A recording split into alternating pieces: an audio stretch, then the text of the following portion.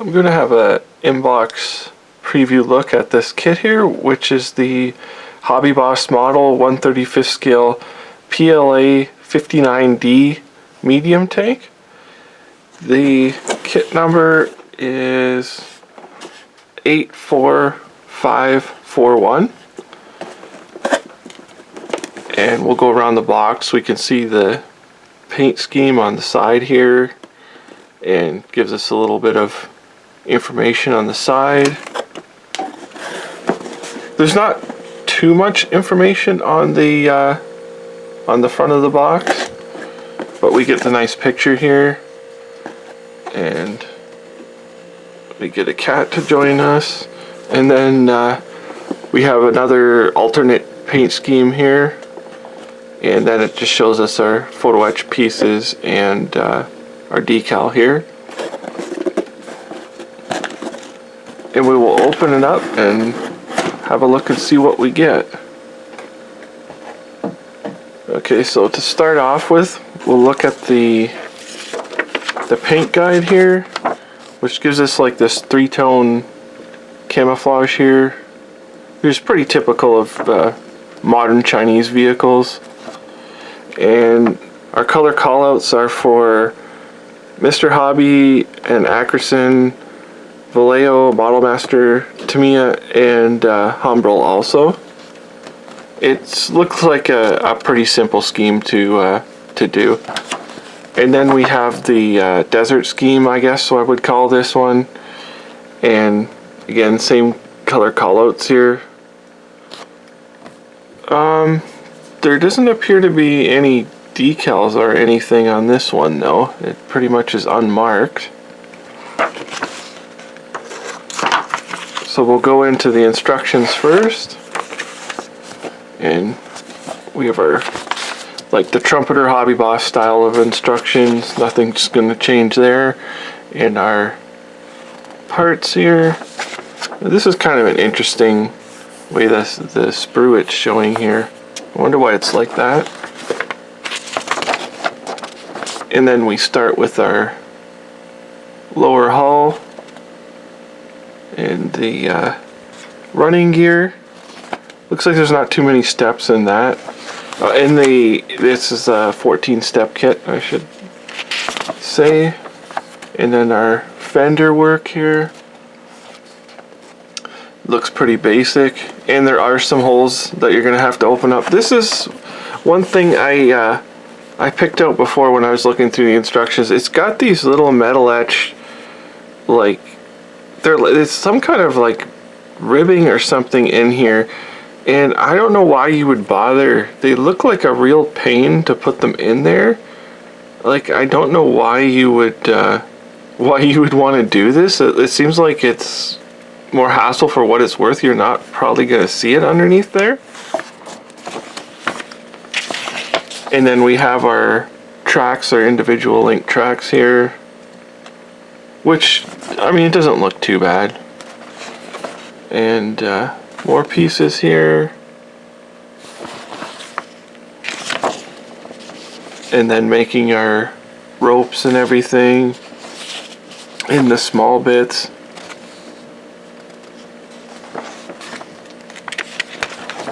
And then going into the turret. Oh, I missed one there. So there's more work on the hull, doing the various armor, and then the commander's machine gun. And it looks like there's as much in the turret as there is in the actual hull itself. And here's all of our, like the grading armor, like slash baskets that they have on them. And here's our completed vehicle. So we'll go into the plastic and see what it looks like.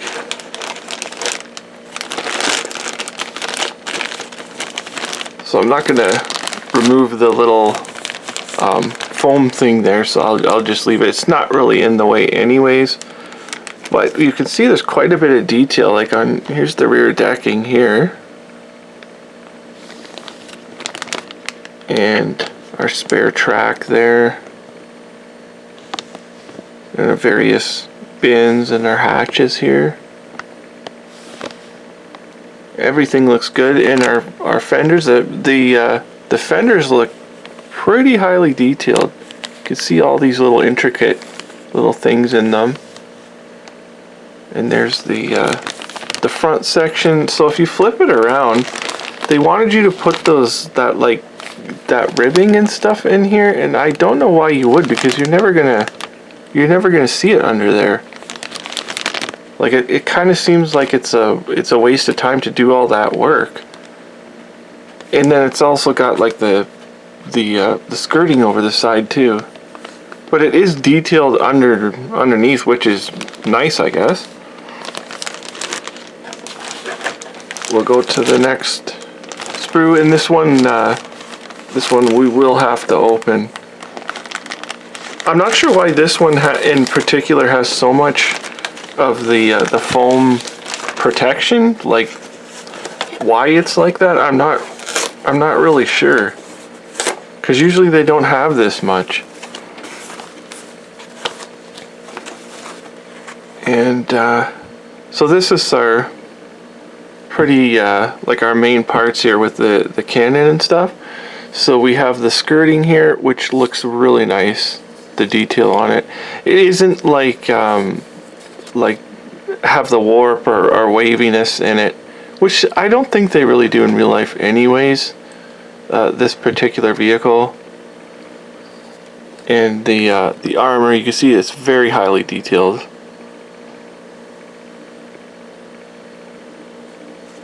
And the mesh baskets there. And the gun, like the gun looks pretty good. I think I would probably try and replace it if you can, but if you can't, you might be able to make this one work. Like it looks okay for what it is. You can see they've split it like the proper way of doing it, where the jacket is here on the top there, so you're not going to see a seam line. But I'm just worried that it might be a little bit soft. So that's the barrel. Of course, that's the main thing. And I'll just get this out of the way. We'll go into our next piece. This is really weird why they would mold this in such a weird way with that huge runner. I wonder why they made it like that. That's a really odd way of doing it, but they're obviously little bins here, and they don't seem to be anything special about them. Like the detail on them is very fine and nice, but like to have their own runner, like really weird runner like that, it's pretty strange. So you can have a look there. I mean, they're just bins, so they look alright. We'll have to open this one up again. Why they protected them like this, I'm not really sure.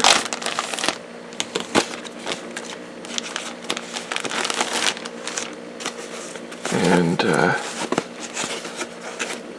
we'll just get it out of here.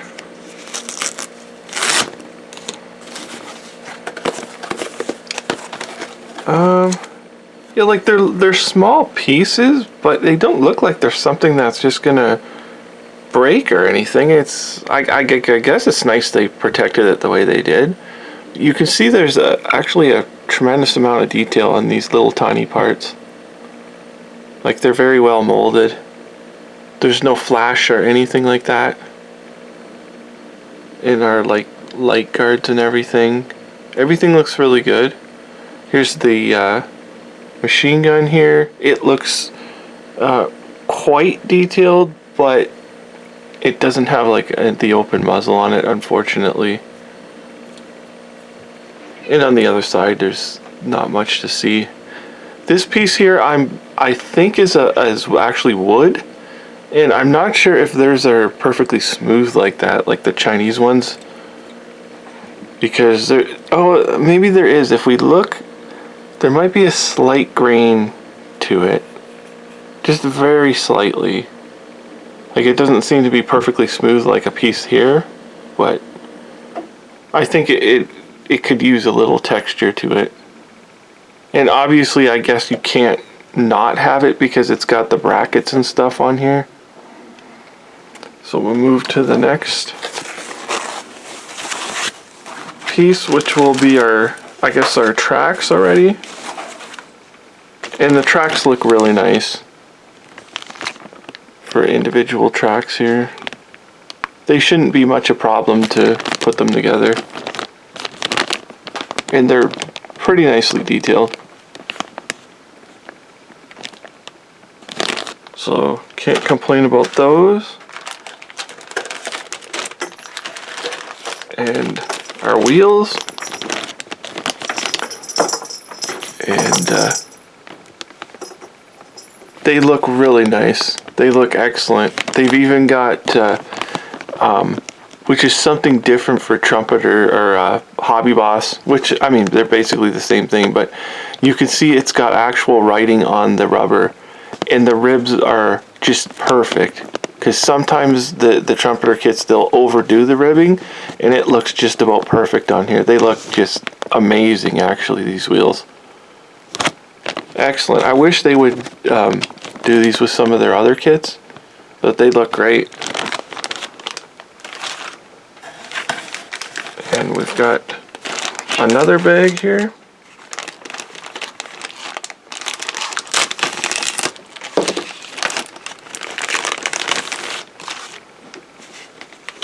And so it's a duplicate sprue, but they're both in the little protector there. Yeah, it's kind of strange. I don't know why they would protect them. I guess to protect these little tiny little legs here for the reactive armor there. And really awesome. They did the way they do the fuel tanks on these. Excellent. Which was their Type-59 did the same thing with the fuel tanks. Awesome. I'll put that one there. And you can see our fuel tanks for the fenders, which look really good. And then here's that armor. And you can see how they've done like multiple styles of bolt heads on there, which is very highly detailed. And then I'm guessing these are our racks for the fuel drums, which look really nice too. And I'm guessing that's more pieces for the fuel drums. They look really great. And we'll have a look at our lower hull. And the lower hull is excellent. Really nice. I mean, all the like really fine weld seams on there. In the hatch for the escape hatch, I think this is a different style than the normal T55, if it hasn't been completely bolted over. And then even this front plate, which there's really not much you can do on a vehicle like the T55 style of vehicle, and you can see how they've put the really intricate, like perfect welding on here. That's pretty amazing. And our side here. Then we have the front plate here, which this will just get covered over by that reactive armor anyways. The driver's station. So nothing much to look at there, but it is very highly detailed. Actually, you can see here, you can even see here where it's been welded here. They've really paid awesome attention. I believe this is welded. I don't think it's been torch cut here, the steel, but very highly detailed all the way around here. Really intricate. And then we have our our basic turret. Just amazing. The texture on this thing is awesome. Like, you can really tell the difference between the textures, and then you've got the weld seam down the middle there, which is exactly how they are, and around the edges. And you can see here around the gun manlet. They did a really, really great job on this turret. It looks amazing. I mean, look at the detail around here. Super nice. This is like super high quality. And then we have the little, like, the soft rubber gun manlet, and it's got the little end piece integrated in here, and you can see they have the seam, like the proper seam for this, I guess for this gun. So it looks pretty good, and there's no warpage or anything into it. It's funny how this one's going to attach like that.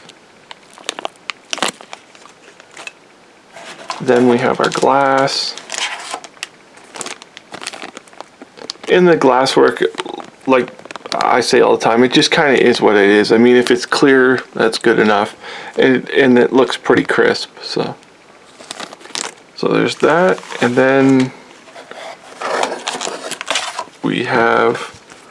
So it looks like we're getting just. I'm not going to open it up because I mean, there's no point. It's just basically numbers, and then you get 2 stars with it. And so I guess you can make any vehicle you want, because it's just, you're getting like 3 sets of numbers on here. And last we have our, okay, so we've got our typical, like the metal cables there. And then here's our photo etch. And it looks pretty good. You can see the relief in here. There is some little intricate, like, these might be really easy to damage, but they're there anyways. This is nice that they have a photo etch piece for this, because when you see it in plastic, it actually looks really awful. It looks really thick and makes it look toyish.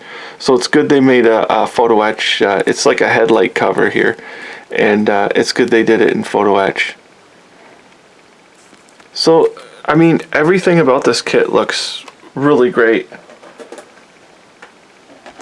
And if you're interested in seeing like more detailed pictures of this thing, I highly recommend watching the movie Wolf Warrior 2, because at the end there's like a epic tank battle scene, and the tank that they use in the battle is this exact tank here. It's a Type-59-D, and you could see some pretty close-up pictures and like way better details in the movie. So really, other than that, I think this is a great kit. It looks highly detailed, and thank you for watching.